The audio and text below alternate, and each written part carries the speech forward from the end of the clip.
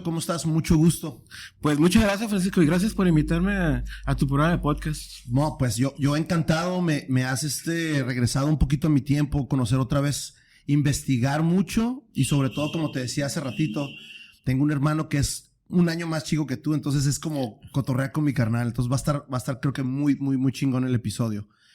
Alberto, ¿cómo vamos a hablar un poquito de tu libro, pero traes otro background muy importante para mí? ¿Cómo empiezas tú a descubrir los libros? ¿Cómo te acercas a ellos? Platícanos un poco de eso. Pues fíjate que yo creo que fue al revés. Yo entré desde que nací al mundo de los libros porque mi familia, tanto mi papá como mi mamá eran maestros. Okay. Y mi papá era maestro de literatura, de lengua y literatura. Entonces, desde que fui creciendo yo veía libros por todos lados. Mi papá era como un adicto a comprar libros, ¿no? Y entonces yo siempre tenía libros alrededor. En cuanto pude leer, me compraban enciclopedias, etcétera, ¿no? Pero lo que más recuerdo, los primeros contactos que tuve con la literatura fue cuando entré a la primaria. Okay. Mi papá era director en la escuela donde yo estaba. Y vivíamos en la mesa y teníamos que trasladarnos hasta la zona norte. Okay. Entonces era un buen largo el trayecto, sí, todos los días, de ida y vuelta. Entonces en las idas y vueltas mi papá siempre me contaba historias. Okay. Tanto del Quijote de la Mancha, ajá, o del Cid Campeador. Entonces, okay, como que me contaba episodios.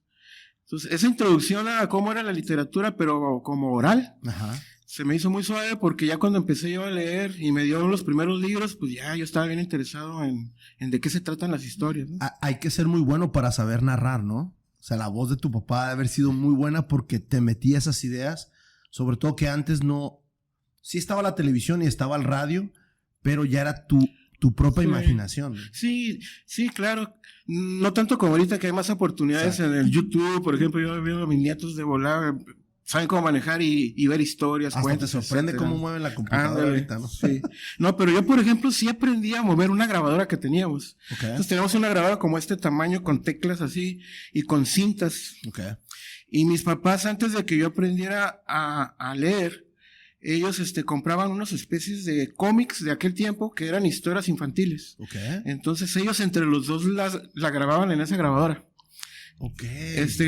Leían página por página todos los diálogos, uh-huh, y hasta poner una campanita para cuando pasaban página. Qué chido. Entonces me ponían eso y me prestaban la revista. Okay. Entonces yo lo accionaba en la grabadora y pues me ponía a ver la revista mientras estaba escuchando lo que decían, sí, los diálogos. Era un audiolibro. Sí. Era el principio. Pero eso fue, te estoy diciendo, como cuando yo tenía como 5 años, como en el 63, okay, 62. Sí, porque a mí todavía me tocó comprar los LPs y traían unas historias y te ponían el disco y ya tú lo ojeabas, ibas como audiolibro. No se llamaban así todavía, pero esa era la historia. Ándale, sí, era similar.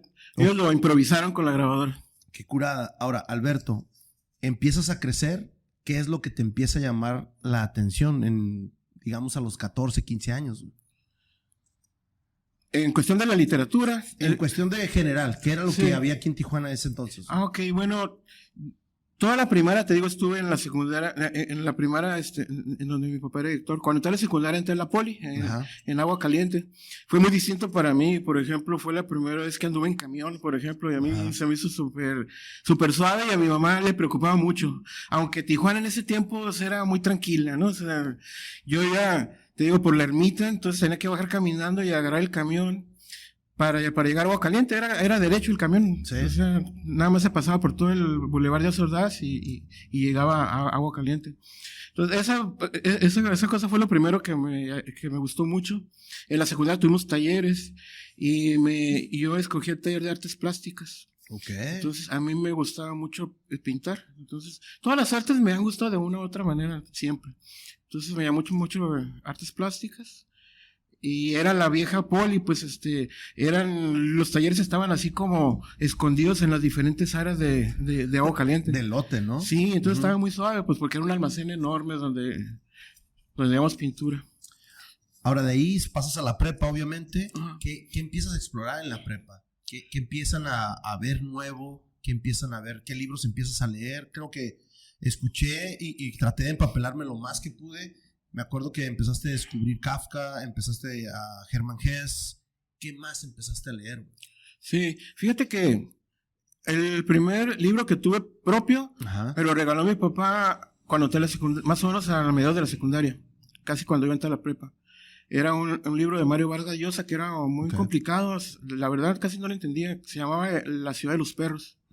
Entonces ese libro era bastante grueso y se me hacía complicado a mí para leerlo, pero como me lo había regalado, pues me clavé hasta que le fui entendiendo y me fue gustando. Entonces de ahí conocí de Mario Vargas Llosa, pues obviamente todos los escritores como del boom latinoamericano, García Márquez, Juan Rulfo, que es un poquito antes, pero también Cortázar, etcétera.